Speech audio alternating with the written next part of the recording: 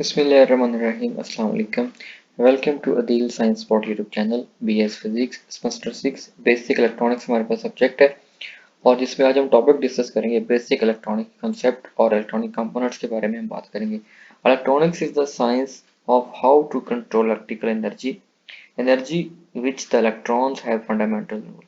यानी कि basically electronics में हम ये डिस्कस करते हैं कि how we can control electrical energy and how we can control the flow of electrons.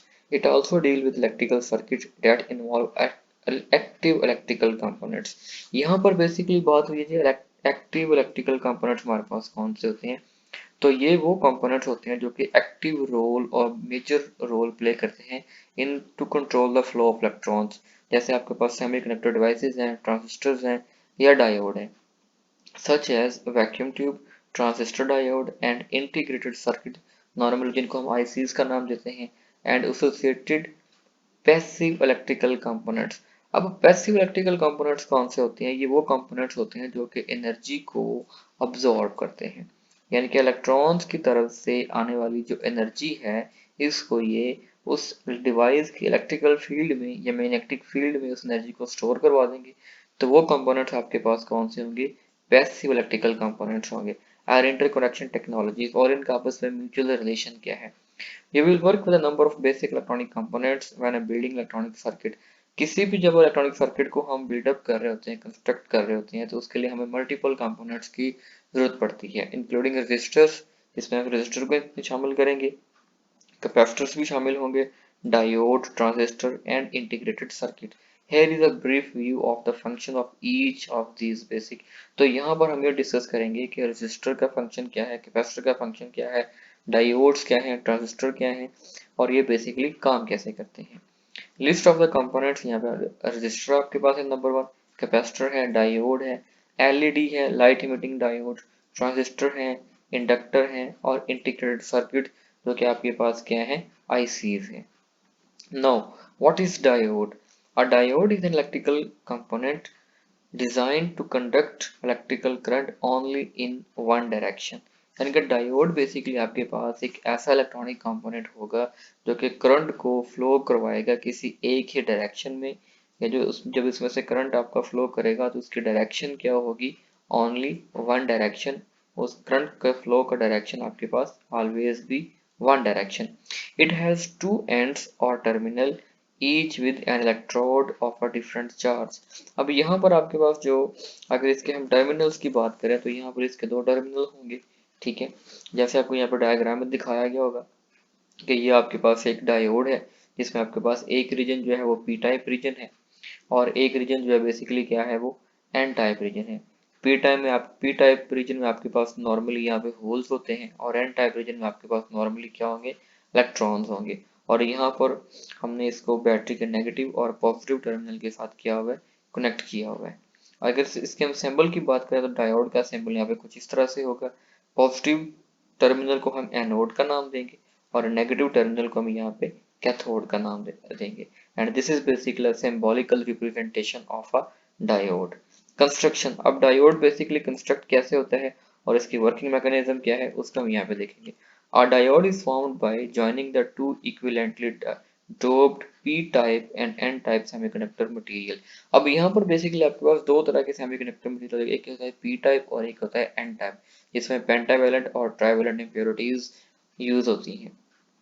अब नॉर्मली जब इन दोनों मटेरियल्स को हम आपस में ज्वाइन करवाएंगे तो इनमें आपके पास एक रीजन बिल्डअप हो जाता है, जिस रीजन को हम नाम देंगे डेप्लेशन रीजन का। और नॉर्मल स्टेट में यह जब आपका जो डायोड है वो किसी भी एक्सटर्नल वोल्टेज सोर्स के साथ कनेक्ट नहीं होगा तो आपका जो डेप्लेशन रीजन होगा उसकी विड्थ वाइड होगी, यानी कि वहां पर आपके पास कोई भी इलेक्ट्रॉन और होल्स आपस में रिकॉम्बाइन नहीं होंगे, ठीक है।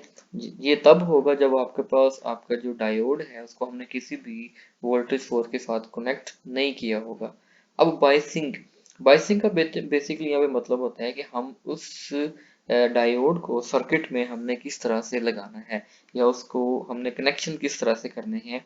Biasing is electronic mean establishing predetermined voltage or a current at a various point of an electronical circuit for the purpose of establishing proper operating condition in electronic component।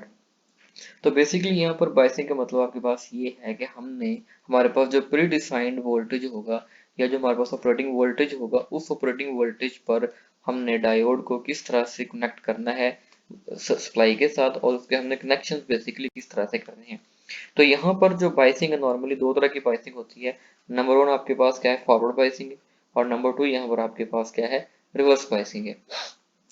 अब forward and reverse biasing में basically function क्या है, फर्क क्या है, इसका working mechanism क्या है, वो यहाँ पे हम डिस्कस करते हैं। अब आप यहाँ पे देखें कि जब आपके पास आपका जो डायोड है वो फॉरवर्ड बाइस होगा तो वो करंट इसमें से फ्लो करेगा।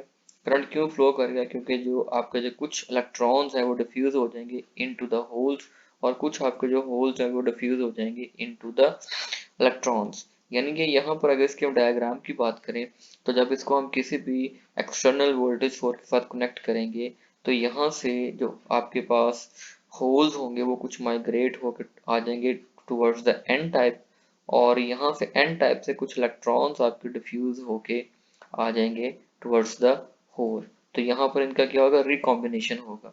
तो रिकॉम्बिनेशन की वजह से ये क्या करेंगे, शेयरिंग ऑफ इलेक्ट्रॉन्स करेंगे, और जब इलेक्ट्रॉन्स को शेयर करेंगे या होल्स को शेयर करेंगे तो वहां पर डायोड में एक पर्टिकुलर डायरेक्शन में आपका करंट जो है वो फ्लो करना शुरू कर देगा, डिपेंड अपॉन कि कौन सी क्वांटिटी आपकी तादाद में ज्यादा है, आइदर इलेक्ट्रॉन्स आपके ज्यादा हैं या फिर होल्स आपके ज्यादा हैं। नेक्स्ट यहाँ पे है रिवर्स बायसिंग। अब रिवर्स तो जब आपका जो डायोड है जब वो फॉरवर्ड बायस में होगा तो जो width of the depletion region है वो क्या हो जाएगी, डिक्रीज कर जाएगी। विड्थ ऑफ डेप्लेशन रीजन आपकी क्या हो जाएगी, डिक्रीज कर जाएगी जब आपका डायोड है वो फॉरवर्ड बायस में होगा। और जब हम बैटरी के पोटेंशियल्स को चेंज कर देंगे, यानी कि हम पॉजिटिव एंड को, डायोड के पॉजिटिव को बैटरी के नेगेटिव से कनेक्ट कर दें, और डायोड के नेगेटिव को हम बैटरी के पॉजिटिव टर्मिनल के साथ कनेक्ट कर दें, तो यहाँ पे आपका जो डायोड होगा वो रिवर्स बायस में चला जाएगा, यानी कि वो रिवर्स ऑपरेटिंग वोल्टेज में चला जाएगा। तो यहाँ पर जो width of the depletion region है वो क्या हो जाएगी, इंक्रीज कर जाएगी, and there will be no sharing of electrons and hole within the junction. यहाँ पे अगर हम फॉरवर्ड बाइसिंग की बात करें तो यहाँ पर डायग्राम में देखा जाएगा कि आपके पास कुछ होल हैं, पी टाइप रीजन में आपके पास पेंटावैलेंट इम्प्योरिटी में कुछ आपके पास होल्स भी हैं और कुछ इलेक्ट्रॉन्स भी हैं। इसी तरह एन टाइप रीजन में आपके पास कुछ यहाँ पे इलेक्ट्रॉन्स भी हैं और होल्स भी हैं। तो नॉर्मली यहाँ पे क्या होगा कि जब आपका जो डायोड है वो फॉरवर्ड बाइस होगा तो जो पोटेंशियल बैरियर होगा या जो width of the depletion region होगी वो आपके पास क्या हो जाएगी, डिक्रीज कर जाएगी। और विड्थ जब डिक्रीज कर जाएगी there will be more diffusion of electrons and hole from P type to N type and N type to the P type. Next यहाँ पर अगर इसकी हम वीआई कैरेक्टरिस्टिक्स की बात करें तो ये एक इम्पॉर्टेंट टर्म आपके पास है जिसको हम इंशाल्लाह नेक्स्ट लेक्चर में डिस्कस करेंगे।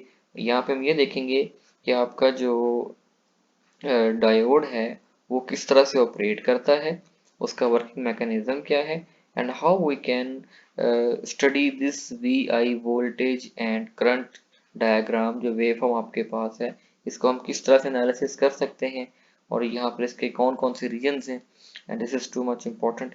इंशाल्लाह we will discuss it in next lecture. Thank you so much. अल्लाह हाफिज़।